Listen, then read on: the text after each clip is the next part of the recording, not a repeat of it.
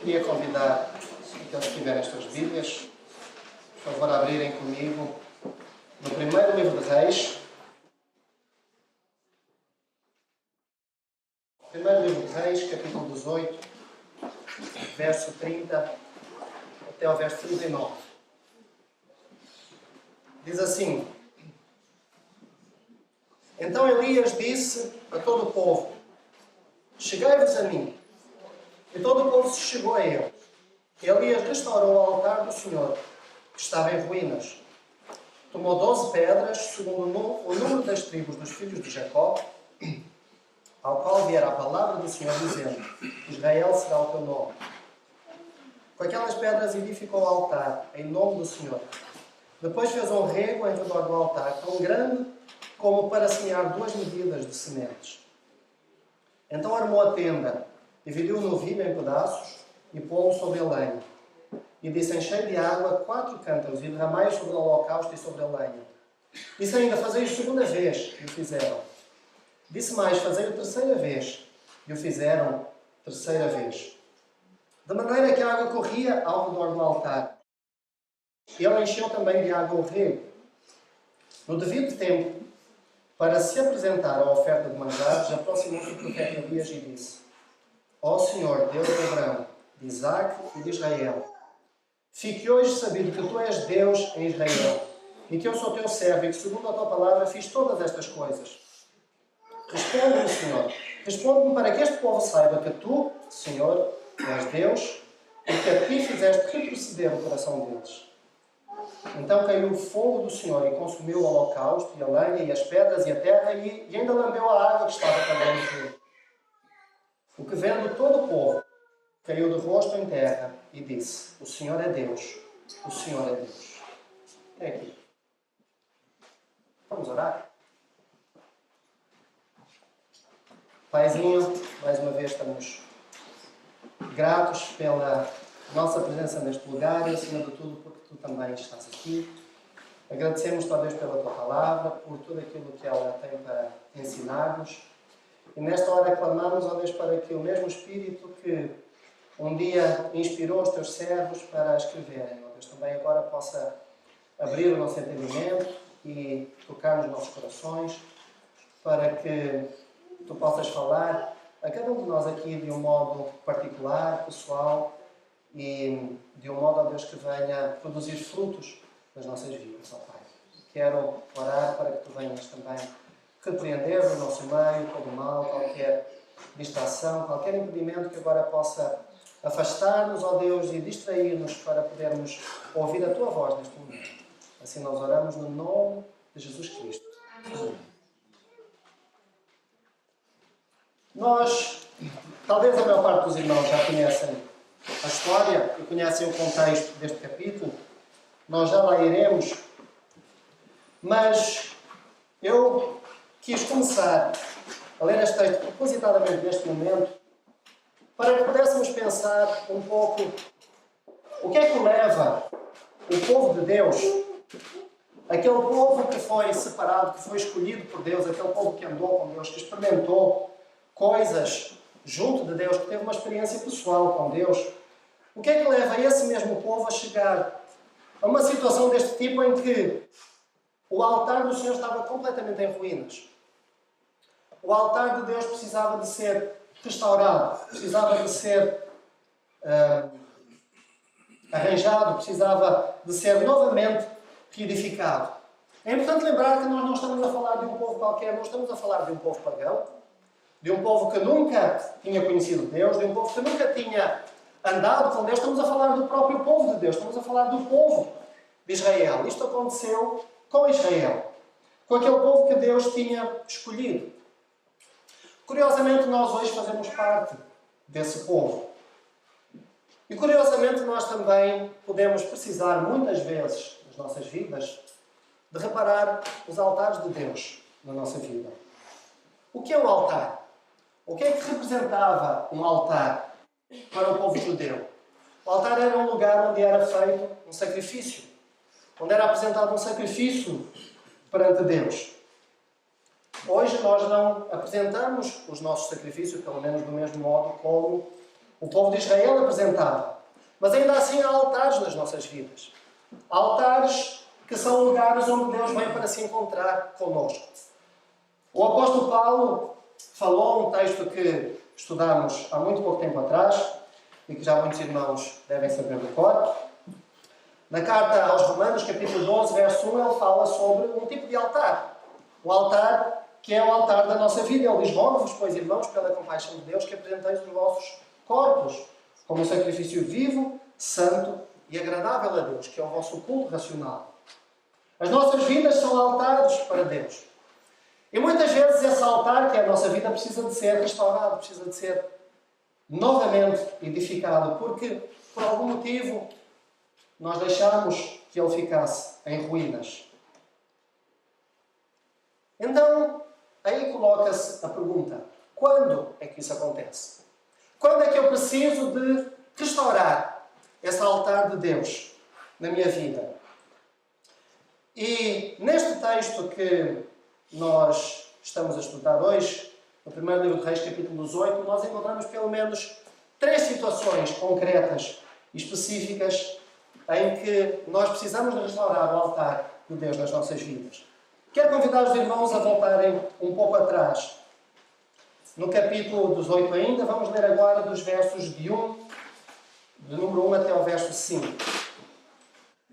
Diz assim: muito tempo depois veio a palavra do Senhor a Elias no 3º ano, dizendo: vai, apresenta-te a Acabe, porque darei chuva sobre a terra. Partiu, pois, Elias a apresentar-se a Acabe, e a fome era extrema em Samaria. Acabe chamou Obadias, um mordomo. Obadias temia muito ao Senhor. Porque quando Jezabel exterminava os profetas do Senhor, Obadias tomou 100 profetas, de 50 em 50 os escondeu numa cova, e os sustentou com pão e água. Disse Acabe a Obadias: vai pela terra a todas as fontes de água e a todos os vales. Pode ser que achemos erva, para que salvemos a vida aos cavalos e mulos, e não percamos todos os animais. Primeiro motivo pelo qual eu preciso de restaurar os altares de Deus na minha vida é quando eu procuro fora de Deus aquilo que só Deus pode dar-me. Quando eu procuro fora de Deus, ou quando eu procuro noutros lugares aquilo que só Deus pode dar-me. Acabe era o rei de Israel. Já há alguns anos a esta parte. Acabe casou com uma mulher de Tiro. O seu nome era Jezabel. Ela era conhecida, ainda hoje esse nome tem algumas conotações, como alguém que é, para usar talvez o termo assim, corriqueiro, má como as cobras. E Jezabel era alguém que tinha trazido para Israel o culto de um Deus específico, que era um Deus Baal. Na verdade havia vários deuses com esse nome Baal. Baal é um nome de um Deus que aparece muito na Bíblia, mas havia vários deuses que eram Baal, qualquer coisa. E o Deus específico que Jezabel tinha trazido para a adoração em Israel, e que Acabe também de alguma forma tinha seguido, era um Deus da fertilidade, era um Deus que, se quisermos, era um Deus da agricultura, um Deus das colheitas. E de outro modo também era o Deus que, conforme se queria, era o Deus que fazia chover para que pudesse haver uma chuva sobre as colheitas, para que as colheitas pudessem crescer em abundância. Não é? Então, basicamente, Baal era uma espécie de um Deus da chuva e das tempestades. Por este motivo, quando Israel começou a seguir a adoração ao Deus Baal, que curiosamente era o Deus da chuva, Deus, logicamente, não ficou nada satisfeito com o motivo. E então nós vemos no capítulo 17, verso 1, e a partir desse capítulo, nós vemos como Deus mandou Elias profetizar que durante 3 anos não choveria sobre a terra de Israel. E então aí nós entramos no capítulo 18 e nós vemos como esses 3 anos tinham passado e durante aqueles 3 anos não tinha chovido em Israel. No entanto, é curioso como em vez de Acabe pensar, ou em vez até do povo no geral pensar, que, espera lá, nós estamos a adorar este Deus que é o Deus da chuva e no entanto há 3 anos que não chove. Em vez de eles pensarem talvez que esse Deus da chuva realmente não era um Deus assim muito eficiente, aquilo que Acabe pensou é que talvez Deus tenha feito chover noutros lugares. Então nós precisamos de ir à procura dos lugares onde Deus fez chover. E então ele chamou o seu servo, Obadias, para poder ir pela terra fora e procurar os lugares onde poderia haver erva para os animais. Mas Acabe falhou em compreender que aquela seca que estava a assolar o povo de Israel era um simbolismo de uma seca muito mais profunda. Era um simbolismo de uma seca espiritual que estava naquele povo. Do mesmo modo, na nossa sociedade, no nosso país, até hoje fala-se muito em crise. E toda a gente fala que a crise é económica, é do trabalho, falta de trabalho, é dos nossos políticos, impostos a mais. Mas a grande crise que está por detrás disso, creio eu também, é uma crise espiritual. Tem uma base espiritual. O problema é que quando eu não dou importância àquilo que é mais importante, àquilo que deve ser prioritário, quando eu não dou importância às coisas espirituais, quando eu não dou importância às coisas de Deus, toda a minha vida vai ressentir-se disso. E notem como é interessante que Acabe reconhecia que ele precisava de água. Reconhecia que ele precisava daquela chuva. Ele precisava daquilo que a chuva tinha para dar. Mas ele não precisava dela com o propósito correto. No verso 5, nós vemos como as suas prioridades estavam completamente invertidas. Ele mandou Obadias sair para procurar as fontes de água e erva, mas para salvar o quê? Para salvar os cavalos, para salvar os animais. Logo nos versos anteriores, nós vemos como os profetas de Deus tinham estado a pão e água. O povo de Deus estava em necessidade, os profetas de Deus estavam a pão e água, e Acabe estava preocupado com os cavalos. Acabe estava preocupado em alimentar os cavalos. Quando eu falho em dar importância às coisas espirituais, quando eu falho em dar importância às coisas que Deus valoriza, quando eu falho em dar importância às coisas das quais Deus se agrada, tudo o resto é vazio, tudo o resto é vão, tudo o resto é sem gosto. Na verdade, a marca de um verdadeiro discípulo está em valorizar aquilo que Deus valoriza. Está em procurar agradar a Deus, está em procurar amar aquilo que Deus ama e, do mesmo modo, em desprezar aquilo que Deus despreza. A verdadeira marca de um discípulo está quando ele coloca a vontade de Deus acima da sua própria vontade. Quando ele reconhece que a minha vontade é momentânea, é carnal, é insatisfatória, mas a vontade de Deus, como diz Paulo, é boa, perfeita e agradável. Então este é o primeiro ponto e o primeiro motivo pelo qual eu preciso de procurar restaurar o altar de Deus. Quando eu procuro noutras fontes aquilo que só Deus tem para dar.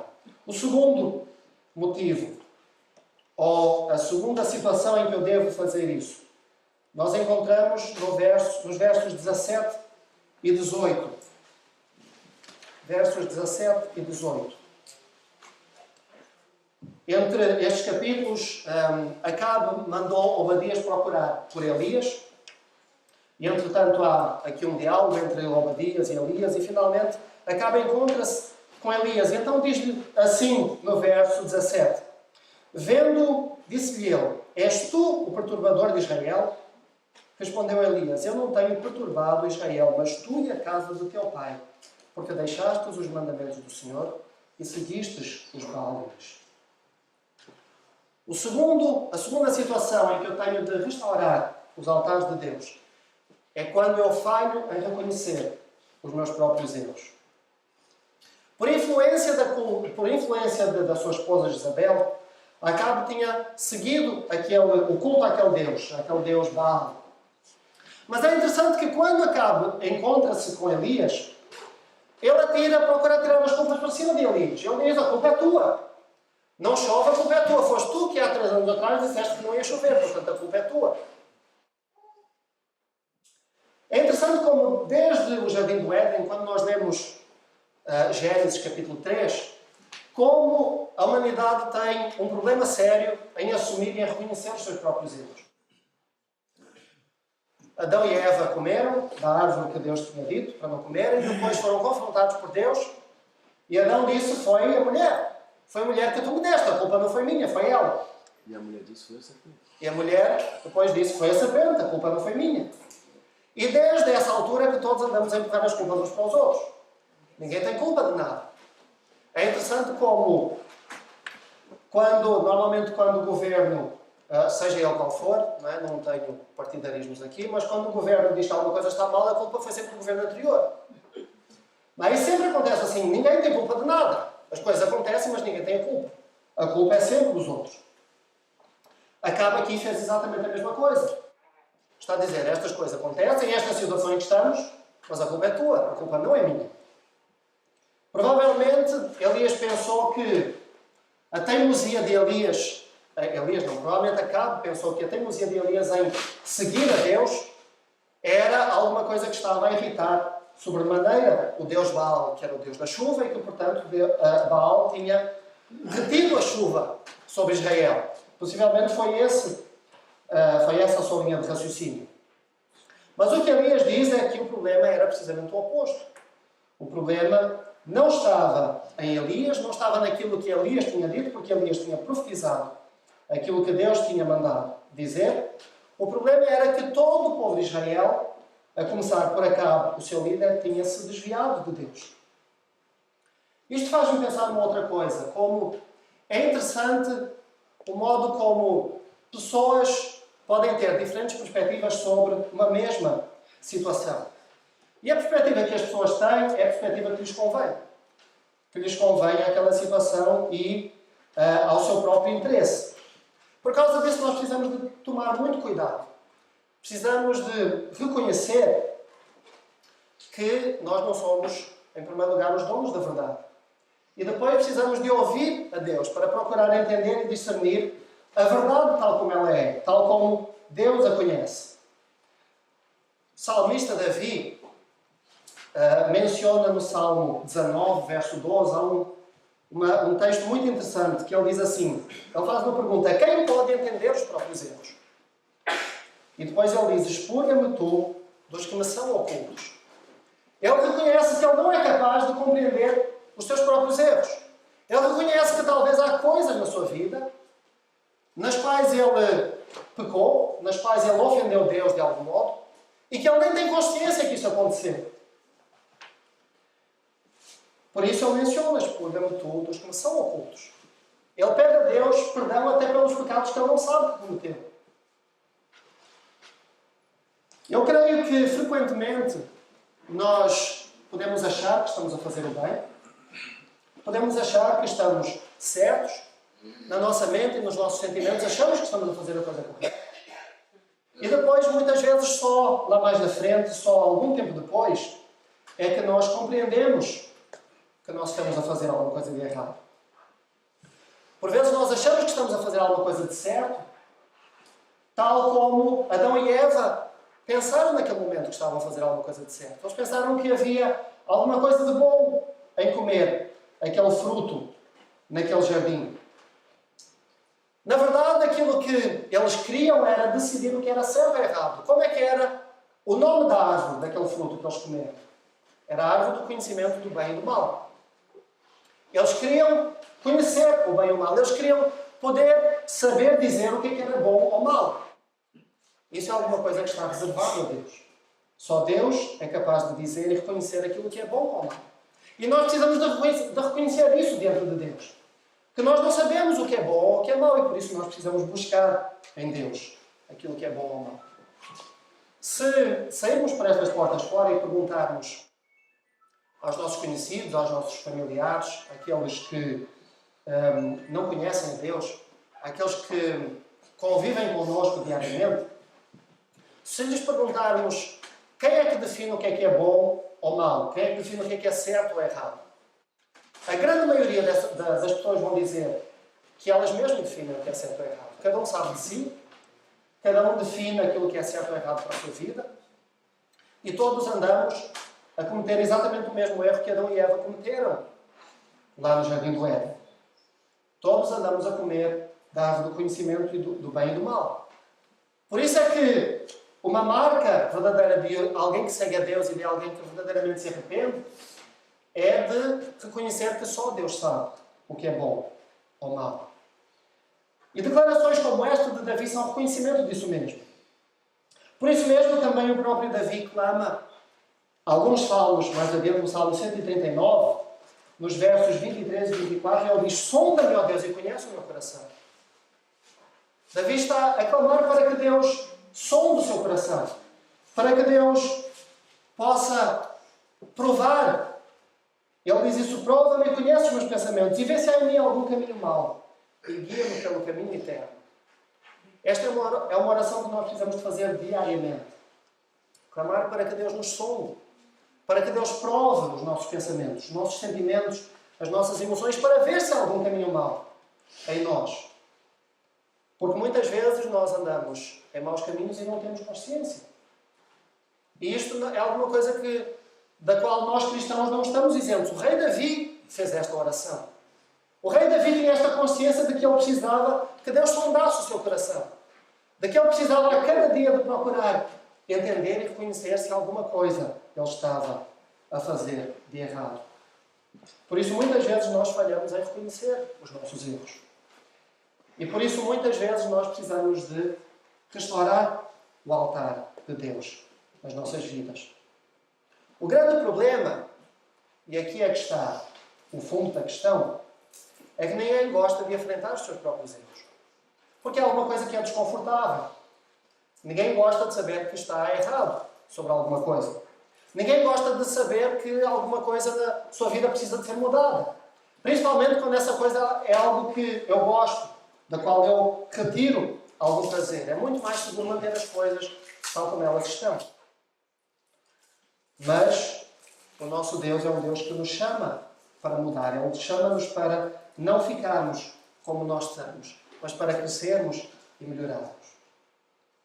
Terceiro motivo, ou terceira situação pela qual eu preciso de restaurar os altares de Deus na minha vida. A terceira e última situação é quando Deus é apenas mais uma coisa na minha vida.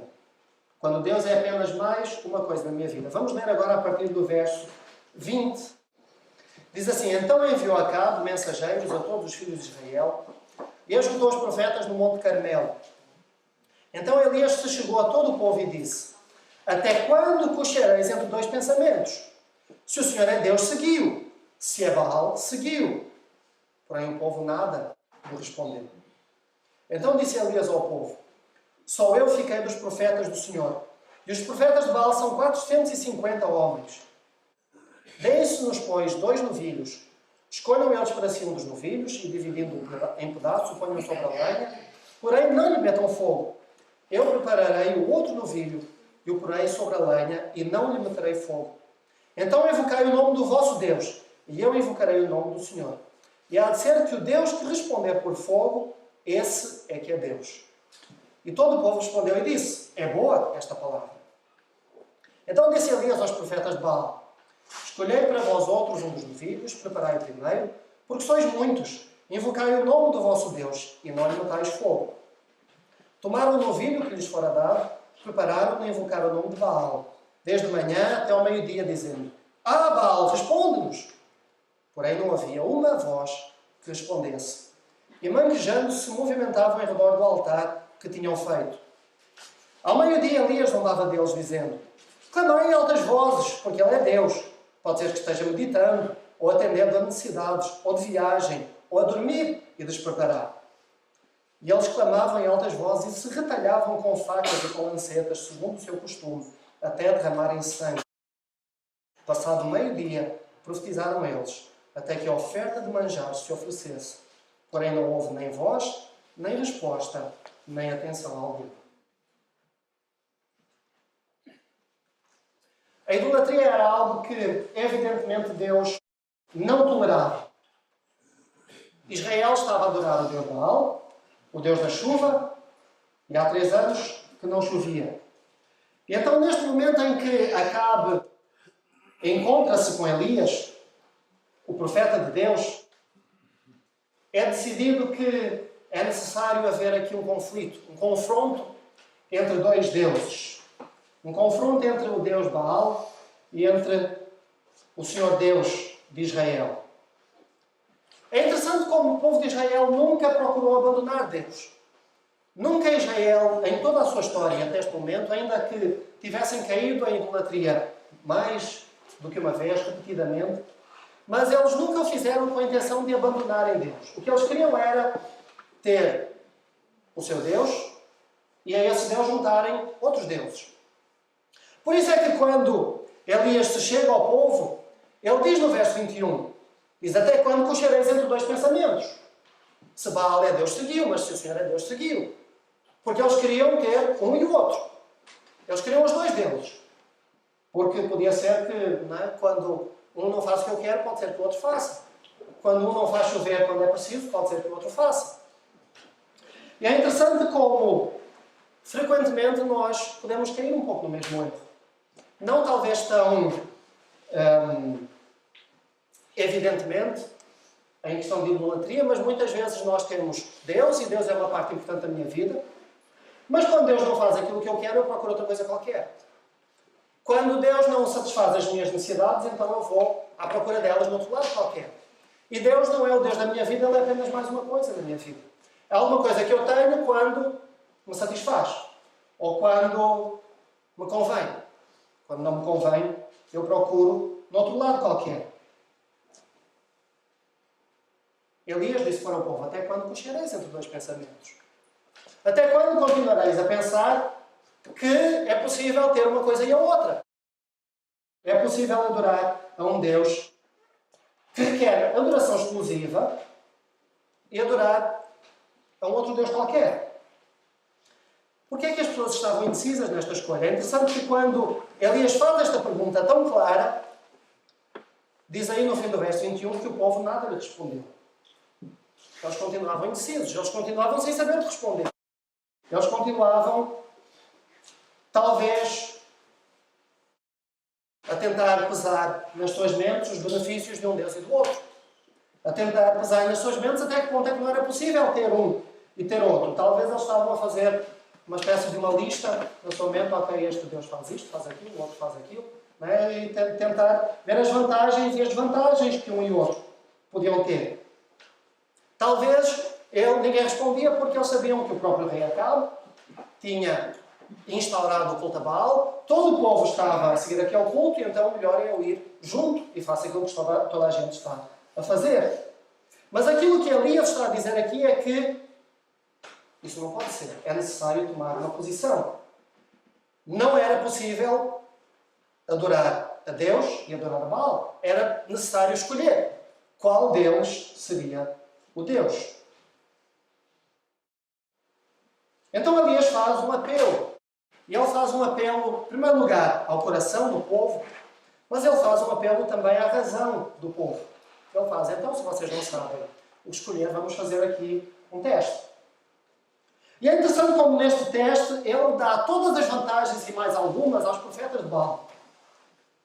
Em primeiro lugar, Baal era o Deus da chuva. A chuva vem quando há tempestades. Uma das coisas que ilustrava o Deus Baal era um raio. Eram os raios que caíam do céu. Os fenícios consideravam que isso eram manifestações do Deus Baal.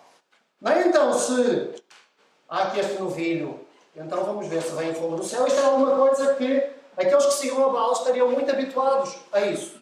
Então eles pensariam: ok, estamos para usar um termo desportivo, vamos jogar em casa. Porque isto é alguma coisa que o nosso Deus faz a toda a hora. Então ele deu essa primeira vantagem. Depois ele ainda permite que eles escolham o primeiro dos novilhos. Havia 2 novilhos, eles podiam escolher o que eles quisessem.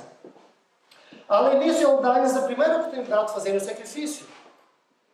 Naquele momento em que o primeiro que respondesse seria o Deus, que ficaria o Deus de Israel, Elias diz: vocês podem ir primeiro. Se Baal por acaso respondesse, Elias ia-se embora sem mais nada para poder dizer ou fazer. Depois disso, ele dá 6 horas para que os profetas de Baal pudessem fazer tudo o que eles quisessem: invocar o nome do seu Deus e dançar e pular e gritar e cortarem-se com facas e fazer o que eles quisessem para que o Deus Baal pudesse responder. E finalmente, quando ele vai erguer o seu altar ele manda enchê-lo com o máximo de água possível. E é interessante o contraste entre um e outro. Como os profetas de Baal montam ali um grande espetáculo. Imagina esta cena. Devia ser alguma coisa assim de impressionante de ver. 450 homens, aos berros, aos pulos, ali à volta daquele altar, a cortarem-se com facas, a gritarem, pularem uns em cima dos outros, a mancarem, não sei fazer o quê, a andarem à roda. Nada acontece. Nada acontece. É interessante como às vezes nós procuramos chamar tanto a atenção para coisas que não nos trazem nada. Como nós procuramos realmente cativar coisas que nos apelam, mas que chega no fim nada acontece. Aquilo não resulta em nada. Então Elias não resiste a expor o ridículo daquela situação. É muito curioso aquilo que Elias tem para dizer a respeito de Baal. Ele diz: clamem mais alto. Pode ser que ele esteja longe, que ele não esteja a ouvir. Pode ser que ele esteja ocupado. Pode ser que ele esteja a dormir. Pode ser que ele tenha ido passear. Baal, curiosamente, era um deus que havia muitas lendas sobre ele. Muitas lendas do foro mitológico. E então eles consideravam que Baal às vezes ia para alguns lugares e fazia alguma coisa assim excepcional. Então Elias estava a dizer, talvez é uma destas situações em que Baal foi fazer alguma coisa em algum outro lugar. Na verdade, aquilo que Elias está a insinuar é que Baal não é um deus. Baal é pura e simplesmente uma piada de mau gosto. E é interessante como, na verdade, quando nós chegamos ao fundo da questão, quando nós vemos a diferença entre o Deus do Universo e outra coisa qualquer, e quando nós procuramos pesar o Deus do Universo com outra coisa qualquer, nós, na verdade, estamos a tentar pesar o Deus que dá um propósito para a minha vida com coisa nenhuma. Aqueles homens clamaram e clamaram e nada aconteceu. Depois chegou a altura, como nós lemos no princípio do capítulo, em que Elias, com a sua calma, com a sua tranquilidade, começa a restaurar o altar do Senhor. Tudo aquilo tinha acontecido, todas aquelas situações, mas Elias sabia que para que o fogo de Deus pudesse descer do céu, em primeiro lugar, o altar de Deus precisava de ser preparado. Porque Deus não aceita um altar em ruínas. Deus não aceita uma oferta entregue sobre um altar em ruínas. Por causa disso, nas nossas vidas, na nossa caminhada com Deus, nós precisamos diariamente de restauração. Nós precisamos diariamente de reparar aqueles lugares da nossa vida que foram deixados em ruínas por causa do nosso afastamento de Deus. Por causa das coisas que nós fazemos que de algum modo desagradaram a Deus, que de algum modo afastaram Deus das nossas vidas. Mas uma coisa que é interessante é como Deus está sempre pronto e sempre disposto a convidar-nos para estes momentos de restauração, para estes momentos de renovação. Mais do que isso, Ele está sempre pronto para revelar o seu amor, a sua graça e o seu poder sobre as nossas vidas. Quando aquele altar ficou restaurado, quando Elias restaurou aquele altar, diz o texto que então o fogo desceu do céu e consumiu tudo. Vejam só no verso 38. Diz, então caiu o fogo do Senhor e consumiu o holocausto, e a lenha, as pedras e a terra, e ainda lambeu a água que estava no rego. Aquele fogo não consumiu apenas o sacrifício, consumiu tudo o que estava junto. Consumiu inclusive o próprio altar e a água e até o pó e as pedras. Na Bíblia, o fogo é alguma coisa que tem um significado um pouco ambíguo, um pouco misto. Por algum lado, representa julgamento, representa até um certo ponto castigo, como o caso do inferno. E por outro lado, representa também aquela presença de Deus que vem para purificar, para restaurar, para me elevar junto de Deus. Os dois são importantes. Eu preciso de renovação e eu preciso também de ser corrigido, de ser restaurado por Deus. Os dois são importantes, os dois são necessários. Mas eles só acontecem quando nós estamos prontos para restaurar o altar de Deus na nossa vida. Quando estamos prontos para procurar essa renovação. Quando estamos prontos para buscar em Deus aquilo que só Deus pode dar. Quando estamos prontos para reconhecer os nossos erros. E quando estamos prontos para assumir Deus como a única coisa que tem a prioridade na minha vida. Nesse momento, o altar das nossas vidas, esse lugar em que Deus vem para encontrar-se connosco, efetivamente torna-se um lugar em que Deus revela-se a nós, em que o fogo de Deus vem até nós, em que a sua presença vem até nós. E quando a sua presença vem até nós, o resultado é o mesmo que aconteceu com o povo de Israel. No verso 39, o que vendo todo o povo, caiu do rosto em terra e disse: o Senhor é Deus. O Senhor é Deus.